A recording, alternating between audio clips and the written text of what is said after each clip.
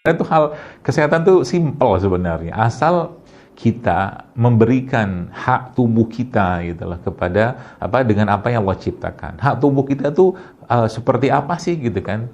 Contoh mungkin seperti dia istirahat. Istirahat itu salah satu hak tubuh. Ya, jadi kalau dulu ya zaman mungkin ada yang pernah ikut seminar motivasi, motivator apalah gitu kan. Itu katanya orang sukses itu tidurnya sedikit. Kalau saya mah keliru, orang sukses itu tidurnya seperti tidurnya Nabi. Nggak ada ceritanya orang sukses itu tidurnya sedikit. Ya, Nabi tidurnya kapan? Ba'da Isya Nabi tidur, nanti malam bangun, kan gitu. Seperti itu tidurnya, bukan gaya-gaya orang barat, semua diikutin, apalagi ada kata-kata yang sekarang. Dulu saya sempat memahami kata-kata ini teman-teman sekalian. Saya pikir ini benar. Ya, kata-kata itu bunyinya gini, hasil tidak akan mengkhianati proses. Ini kata-kata paling bodoh, saya bilang. Kenapa paling bodoh? Karena ada orang berusaha luar biasa, kerja pagi, siang, malam gitu kan. Tapi segitu-gitu aja rezekinya, nggak ada bertambah-bertambahnya. Tapi ada orang yang subhanallah, kerjanya nggak banyak gitu kan. Dia banyak ibadah, banyak bantu orang, banyak berbuat baik ya. Dan kerjanya pun situ nggak terlalu ngoyo-ngoyo, tapi Allah kasih rezekinya luar biasa gitu kan. Karena urusan rezeki itu kan urusan output, itu urusannya Allah. Ya, ini yang harus mungkin kalau saya bilang direvisi gitu kan. Nah, makanya dalam Islam itu pedoman-pedoman ya seperti itu atau mungkin kesehatan sudah sangat jelas. Jadi kalau kita lihat keseharian Nabi alaihi salatu wassalam itu luar biasa sekalian. Ada jadwal tidur, ada jadwal makan, ada jadwal ketemu istri, ada jadwal sholatnya, ada jadwal katakanlah mengurus urusan umat, semua komplit jadwalnya. Tinggal ya, fattabi'uni kata Rasulullah, kata Allah dalam Al-Qur'an. Fattabi'uni, ikutin Rasul itu. Yuhibbukumullah wa yaghfir lakum dzunubakum wallahu ghafurur rahim. Contoh mungkin jam segini jam berapa? Jam setengah satu. Jam setengah satu dalam Islam itu kan disunahkan untuk tidur siang. Tapi sekarang jangan tidur dulu kan ada ceramah. Ya, tidurnya nanti aja. Ceramah sebentar, nanti sebelum asar kita tidur. Nanti ba'da asar dilarang tidur. Ba'da maghrib dilarang tidur. Tidur yang paling buruk tuh pertama tidur ba'da maghrib, tidur ba'da asar. Ya, kemudian tidur ba'da subuh. Kalau tidak ada uzur sama sekali, jangan tidur. Ya, jadi kalau kayak sekarang, mudah-mudahan nanti nggak ada yang bertanya, bagaimana pola tidur yang baik selama Ramadan? Ini pertanyaan paling konyol yang saya dapatin. Kenapa konyol? Karena Ramadan itu saatnya berlelah-lelah untuk Allah, gitu loh. Itu sebenarnya Ramadan saatnya berlelah-lelah untuk Allah. Anda sudah pernah umroh waktu Ramadan, coba lihat, itu jadwal tidur sedikit sekali, kebanyakan sholat, ngaji sholat, itu yang harus kita. Jadi mintanya sama Allah tuh kuatkan ototnya, tulangnya, pikirannya, hatinya, jiwanya untuk berlelah-lelah untuk Allah. Maka kalau orang berlelah-lelah untuk Allah, pasti jiwanya akan kuat, imannya kuat, kolbunya kuat, dan yang dimakan pun gak perlu banyak-banyak. 7 butir kurma, 3 butir kurma, 5 butir kurma, 1 gelas madu, atau 1 sendok madu atau 2 sendok madu, kasih air, minum minyak zaitun, makan buah sedikit, coba aja, cukup. Coba aja, cukup, wallahi saya katakan. 7 butir kurma. Teman-teman coba ya, apalagi kurma ajwa. 7 butir kurma itu Anda makan, ya. Kemudian 1-2 sendok makan madu, campurkan air, ya. Kemudian kalau habis itu mau makan lagi minyak zaitun 3 kapsul atau habatus soda 2-3 kapsul, ya. Ya, setelah itu makan sedikit buah-buahan. Coba aja, kenyang, bukan kenyang sih, tapi powerfulnya luar biasa. Meskipun habis itu tiba-tiba di depan mata ada lagi itu Mister gorengan. Ada lagi tuh Mister apa yang isinya tuh karbo lagi karbo. Jadi mereka tuh bukan makanan-makanan yang boleh disalahkan, nggak salah mereka. Masalahnya adalah mereka miskin enzim, miskin vitamin, miskin mineral. Itu yang masalahnya. Sehingga apa? Kalau tubuh tidak mendapatkan asupan yang terbaik itu Bapak Ibu sekalian, maka otomatis tubuh minta rehat. Sekarang saya tanya, kenapa banyak orang zaman sekarang habis makan ngantuk? Ayo coba. Anda bisa jawab nggak? Kalau bisa jawab, saya kasih hadiah. Hadiahnya kita doakan.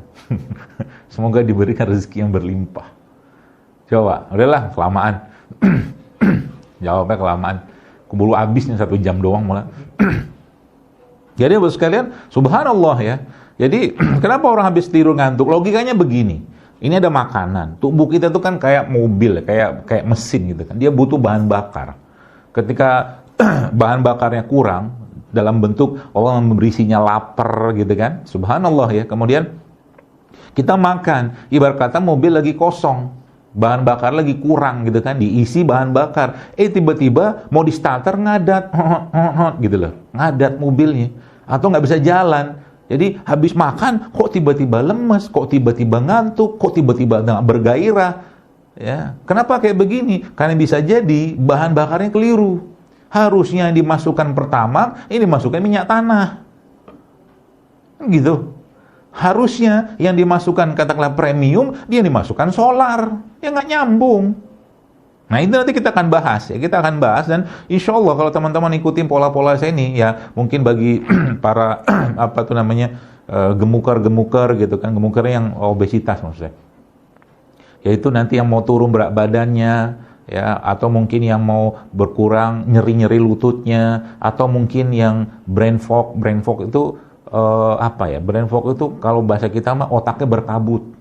Berkabut tuh, nanti coba di browsing aja tuh. Otak berkabut tuh, tadi pulpen saya di mana ya? Kacamata saya di mana ya? Tadi rekening saya, gitu-gitu, berkabut. Gitu. Jadi ibarat kata banyak kabut di otaknya, karena mungkin kebanyakan karbohidrat. Ya. Gitu Pak Bu. Ya, Masya Allah ya. Jadi kalau kita paham kayak begini, nanti ngobatin gampang. Apalagi kalau yang Ramadan ya Bapak sekalian, kalau dijadikan betul-betul bulan detoksifikasi, subhanallah, Masya Allah. Yang terjadi itu, Allahu Akbar. Tubuh kita itu kayak Anda, laptop tuh lagi hang, Anda pencet, gitu ya. Dia nyala lagi. Nah, begitu badan kita. Dan Allah udah bekali kita itu dengan tools-nya. Ya, kalau saya membahasakan ada software-nya, ada hardware-nya gitu lah. Software itu dalam bentuk apa? Software-nya dalam bentuk syariat. Software-nya, tanda kutip. Puasa, sedekah, zakat. Kenapa? Katakanlah misalkan kita bicara contoh aja, sedekah. Sedekah tuh bikin bahagia nggak? Jawabannya pasti iya. Dan sedekah itu maksudnya bagaimana bisa bikin bahagia? Kalau orang itu bahagia aja lagi lah. Karena manusia itu makhluk hormon ya. Nanti kita akan bahas yang hardware-nya. Manusia itu makhluk hormon, teman-teman sekalian. Maka ketika melihat orang lain sesuatu dengan panca inderanya, dia sedikit banyak pasti akan terpengaruh. Anda salaman sama, kenapa kita disuruh, kalau ketemu sama saudara kita sama muslim gitu kan, disuruh salaman, memberi senyum yang terbaik, wajah yang sumringah, semangat, kan begitu, karena nular, semangat itu nular gitu loh.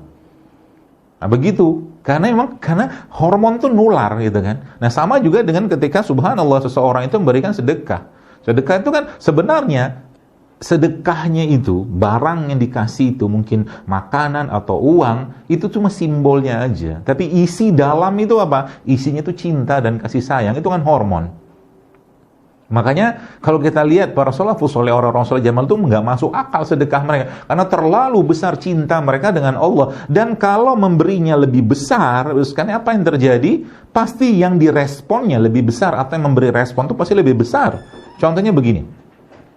Cobalah beri. Sekarang kan subhanallah ya, kuasa Allah, semoga Allah mudahkan rezeki saudara-saudara kita yang saat ini sudah kesusahan gitu ya.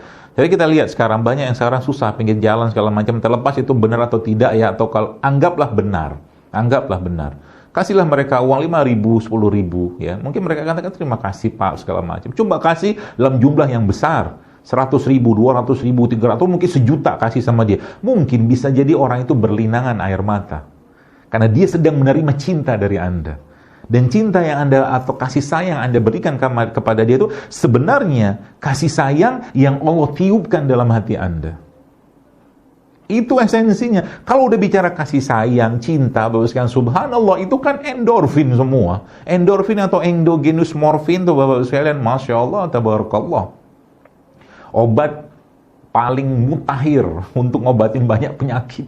Tensi bisa turun, kolesterol bisa turun. Modal itu doang. Dengan cara apa? Banyak berbagi, nolong orang.